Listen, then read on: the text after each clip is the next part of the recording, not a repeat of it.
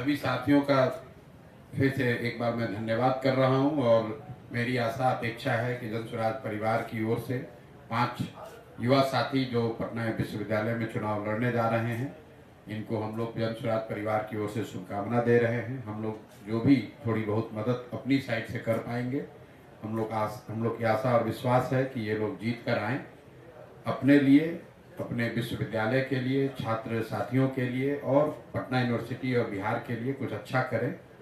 बिहार में पिछले 30-35 साल में जितने लोग भी नेतृत्व के पोजीशन में रहे हैं, कहीं ना कहीं ज़्यादातर लोग पटना विश्वविद्यालय के छात्र राजनीति से जुड़े रहे हैं। एक तरह से ये दुर्भाग्य ही है कि जिस विश्वविद्यालय ने इस राज्य के नीति निर्धारण करने वाले लोगों को बनाया है, वो लोग आज अपने ही विश्वविद्यालय को भूल गए हैं, अपने विद्यालयों को भूल गए हैं। और पटना विश्वविद्यालय की जो अभी दशा है, फिजिकल कंडीशन भी और वहाँ से निकलने वाला जो आउटपुट है, वो दोनों ही तरीके से वो बेहतर होना चाहिए। छात्र राजनीति में ये बच्चे चुनाव जीतकर पूरी यहाँ की यूनिवर्सिटी को सुधार देंगे ऐसी बात नहीं है, क्योंकि इनका तो एक लिमिटेशन है, लेकिन ये छात्रों की भावनाओं को, उनकी आकांक्षाओं को, उनके मांगों को उठाने में एक मजबूत आवाज़ बन सकते हैं। ऐसी हम लोग की सोच है। बाकी अगर आपका कोई सवाल है तो आप कर लीजिए। मैं एक बार फिर से अपनी ओर से भी, दीनू जी जो हैं, जो जन स्वराज की ओर से, आप दरभंगा हाउस में पढ़ते हैं और आप अध्यक्ष पद के औपचारिक उम्मीदवार हैं। दानिश भाई भी दरभंगा हाउस में पढ़ते हैं और ये उपाध्यक्ष पद के उम्मीदवार हैं। रिताम्बरा जी मगध महिला में पढ़ती हैं, ये जनरल सेक्रेटरी के पद पर चुनाव लड़ रही हैं। बगल में अनु यादव जी हैं, जो कि संयुक्त सचिव के पद पर चुनाव लड़ रही है, मगध महिला में पढ़ती हैं। और ब्रजेश भाई हैं, जो वाणिज्य महाविद्यालय से हैं और ये कोषाध्यक्ष के लिए चुनाव लड़ रहे हैं। ठीक है भैया। सर, पटना यूनिवर्सिटी का जो ये स्थिति है, ये जदयू इसके लिए जिम्मेवार है या आरजेडी जिम्मेवार? पटना यूनिवर्सिटी की जो स्थिति है उसके लिए मूलतः नीतीश कुमार और भाजपा के लोग जिम्मेवार हैं। माननीय प्रधानमंत्री मोदी जी जिम्मेवार हैं, जिन्होंने इसको सेंट्रल यूनिवर्सिटी बनाने की मांग को खारिज कर दिया और खारिज करते हुए ये कहा कि हम लोग इसको इंटरनेशनल यूनिवर्सिटी बनाना चाहते हैं। तो इंटरनेशनल तो बनाया नहीं, सेंट्रल का माने नहीं, जो था उसको भी छत बिछत कर दिया। जैसा अभी अजय यादव जी बता रहे थे कि जो इंफ्रास्ट्रक्चर डेवलपमेंट के नाम पर, मेट्रो के नाम पर, डबल डेकर के नाम पर जो एक पटना विश्वविद्यालय की एक सैंक्टिटी थी, उसको भी बर्बाद। क्या आप अंदाजा कर सकते हैं कि दिल्ली विश्वविद्यालय के मेन बिल्डिंग्स को तोड़कर वहां पर मेट्रो कोई बना सकता है? वहां पर भी मेट्रो बना है, लेकिन हिंदू कॉलेज का या किरोड़ीमल कॉलेज का या रामजस की कोई बिल्डिंग तोड़ दी जाए, ये सिर्फ बिहार में ही संभव है। मुझे किसी ने बताया कि साइंस कॉलेज का एडमिनिस्ट्रेटिव डिपार्टमेंट का पूरा बिल्डिंग ही तोड़ दिया गया मेट्रो के निर्माण के लिए। ये तो इसके लिए मैं सरासर यहाँ पर नीतीश कुमार को दोषी मानता हूँ और उनके सहयोगी भाजपा को दोषी मानता हूँ। आरजेडी की सरकार तो है नहीं पिछले 15-20 साल से। तो अगर पटना विश्वविद्यालय की जो दुर्दशा हुई है उसके लिए अगर कोई जिम्मेवार है तो नीतीश कुमार जिम्मेवार हैं, भाजपा वाले जिम्मेवार हैं। अब देखिए, और उनकी हालत ये देख लीजिए कि जदयू को तो मुझे बताया गया उनको उम्मीदवार तक नहीं मिले। 2 दिन पहले उन्होंने निर्णय किया था कि वो चुनाव लड़ेंगे, उम्मीदवार नहीं मिलने के चक्कर में वो लोग चुनाव भी नहीं लड़ रहे हैं डर के मारे।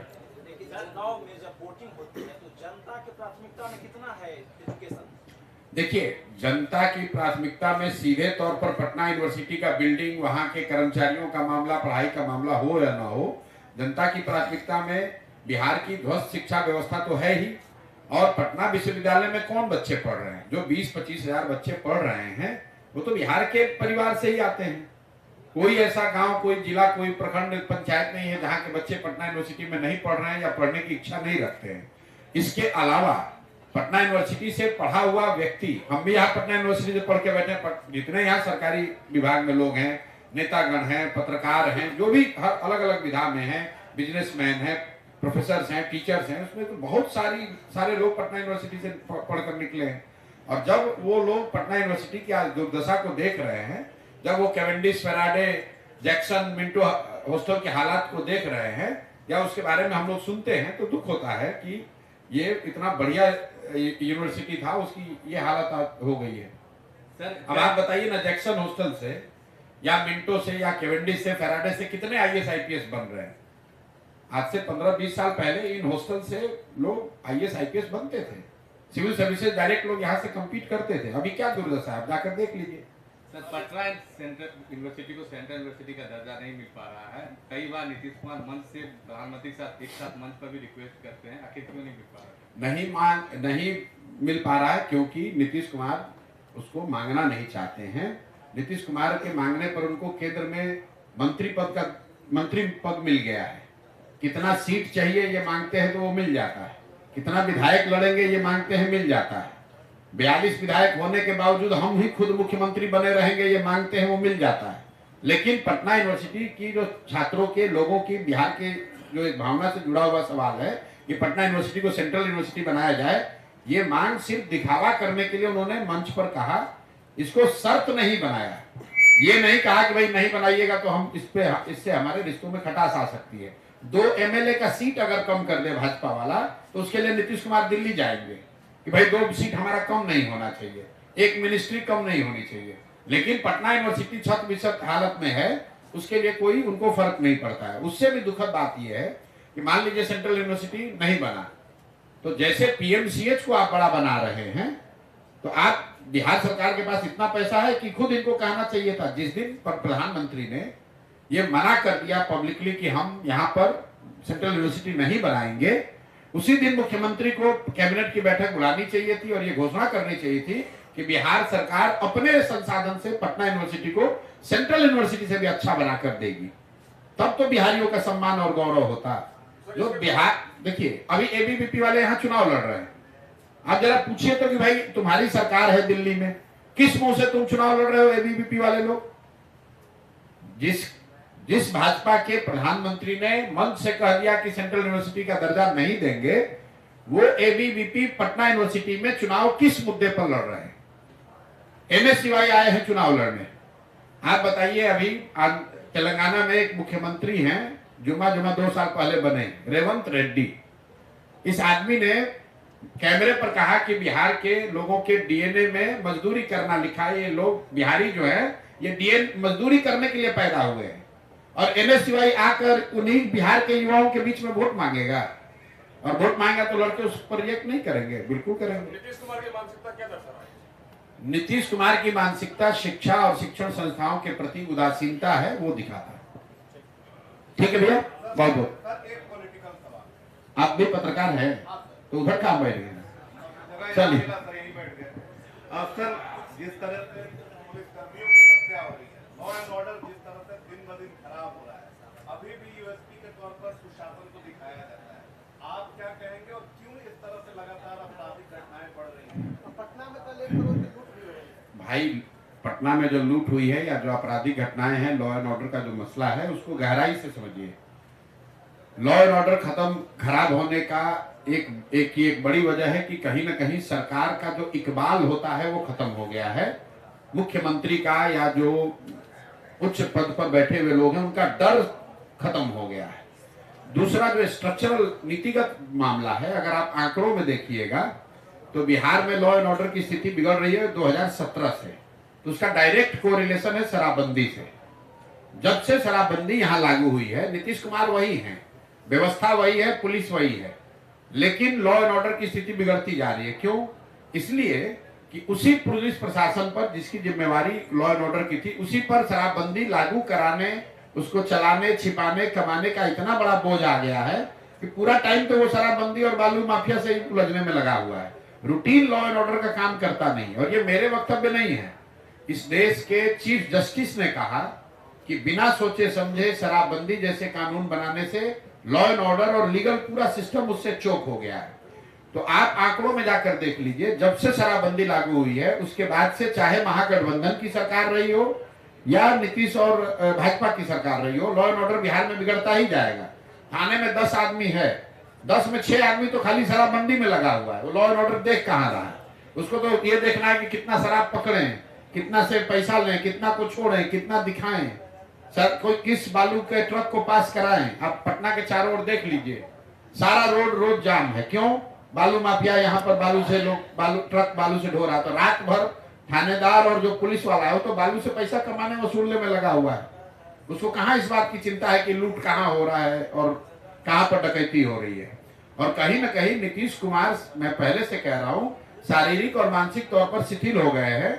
अब शारीरिक तौर पर थक गए हैं, प्रशासन की कोई चिंता है नहीं, कोई उनकी भागीदारी है नहीं, तो वो तो प्रशासनिक कार्यों में दिखेगा ही दिखेगा। जब आपके मुख्यमंत्री उनको समझ में ही नहीं आ रहा है, उनको बातें याद नहीं रह रही हैं, उनको जिला का नाम नहीं याद है, तो उनसे आप क्या अपेक्षा करेंगे? लॉ एंड ऑर्डर तो खराब होगा ही होगा।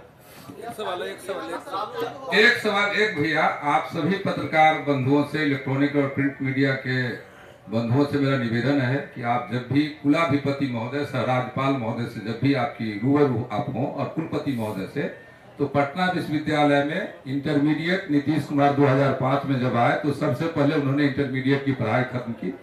देवानंद कुमार साहब ने पटना विश्वविद्यालय में इंट्रेंस से यूजी में एग्जाम लेने की घोषणा की थी और उसी से एग्जाम होते थे और उसमें बिहार बोर्ड के या जो गरीब मेधावी छात्र होते थे वो आते थे।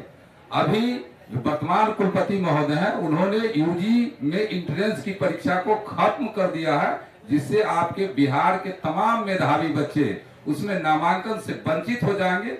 इस सवाल को आप कुलाधिपति महोदय से और राज्यपाल महोदय से, एक बिहार वासी होने के नाते, एक पत्रकार होने के नाते, एक चौथा स्तंभ होने के नाते मैं ये जिम्मेदारी आपसे छोड़ना चाहता हूं और आपसे अपील करना चाहता हूं कि आप अपने माध्यम से कम इन मुद्दों को आप उनसे पूछिए और इसको लागू करवाने का, इंट्रेंस लागू करवाने की कृपा करवाइए। ये आपसे मेरा प्रार्थना है। आज लालू यादव को ईडी समन किए हैं, कल तेज प्रताप यादव को रावली को किया था, इसमें क्या लगता है आपको? क्या बोले बताइए, पिछले 20 साल से कोई ये पहली बार तो सम्मन किया नहीं गया है। अगर आप पर कोई कानूनी कार्रवाई चल रही है, कोई आपराधिक मामला या भ्रष्टाचार का मामला चल रहा है, तो जो सरकार की एजेंसियां हैं, जो रूल ऑफ लॉ है वो पर लागू होगा। लालू जी पर ये आज से थोड़ी नहीं चल रहा है, 1990 से चल रहा है। रोज नया नया केस आता रहता है। अब क्या केस सही है गलत है वो तो सरकार की एजेंसियां ही बताएंगी, हम लोग तो नहीं बता सकते। हम लोग तो आप लोग के माध्यम से पढ़ रहे हैं कि भाई आज ईडी ने केस कर दिया, आज सीबीआई ने कर दिया, कभी सम्मन मिल गया, कभी कोर्ट से बरी हो गए, कभी कोर्ट ने जेल भेज दिया। तो दो बातें हैं, एक तो आप गलत कीजिएगा तो आपको सम्मन तो फेस करना ही पड़ेगा। दूसरा ये भी हो सकता है कि भाई राजनीतिक द्वेष से अगर उनको परेशान किया जा रहा है तो भी आपको समय के साथ दिख जाएगा। लेकिन जहां तक लालू जी के भ्रष्टाचार का मामला है, आरजेडी का, तो ये इसको तो कोर्ट्स ने जांच लिया, कन्विक्ट कर दिया। लालू जी जेल लालू जी को जाना पड़ा है और सिर्फ किसी एक दल के शासनकाल में नहीं, अलग अलग दलों के शासनकाल में, जिसमें कांग्रेस की भी सरकार रही, यूपीए की सरकार रही, लालू जी की खुद भी सरकार रही, अभी तो भाजपा वाले हैं। सभी सरकारों के रहने के बावजूद जो केस बॉर्डर स्कैम है वो तो चल ही रहा है। 25-30 साल से हम लोग बच्चे थे तब से वो केस सुन ही रहे हैं। ये दूसरा है, ये लैंड फॉर जॉब। अरे भाई आप रोज कोई न कोई घोटाला कीजिएगा तो केस तो चलता ही न रहेगा। अब हम लोग उस पर क्या टिप्पणी कर सकते हैं? ना हमने केस किया है, ना हम इन्वेस्टिगेटिंग एजेंसी हैं, ना हम उसमें कोई विटनेस है, ना कोई हम उसमें प्रतिवादी है। केस हुआ है, हम लोग पढ़ रहे हैं, सरकार की एजेंसियां उसकी जांच कर रहे हैं, ये हम लोग सुन रहे हैं। अब जो निकल कर सामने आएगा वो आप लोग के माध्यम से हम लोग को भी पता चलेगा।